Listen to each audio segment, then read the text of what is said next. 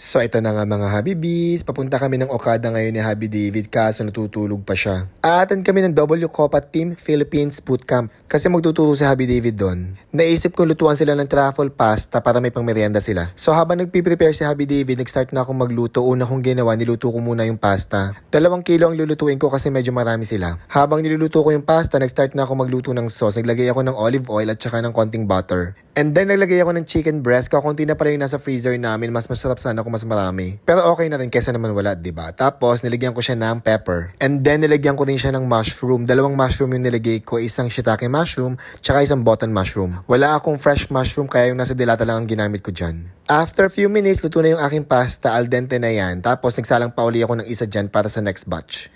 Binalikan ko yung niluluto kong sauce tapos nilagyan ko na ng evaporated milk. And then isinibay ko na rin ang mga Nestle cream. Yung ratio ko sa sauce ko is 2 Nestle cream sa isang evaporated milk. Hinalo ko ng konti tapos nagsisun ako ng pepper tsaka ng mga pampaalat dyan. Tandaan, laging titikman ang niluluto at para mai-adjust kung kinakailangan. And then after few minutes, naglagay naman ako ng truffle salsa. Isang bote yung nilagay ko ng truffle salsa para masarap yung ating sauce, diba? Pak.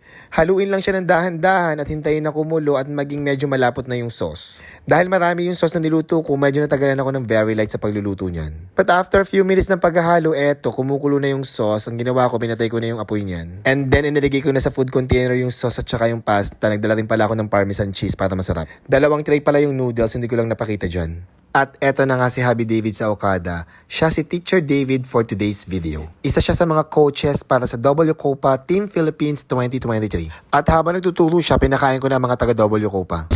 Thank you so much! Thank you so much mga Habibi! Thank you.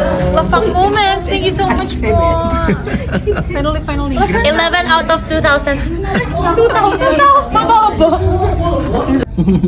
Kamusta ba yung pagkain?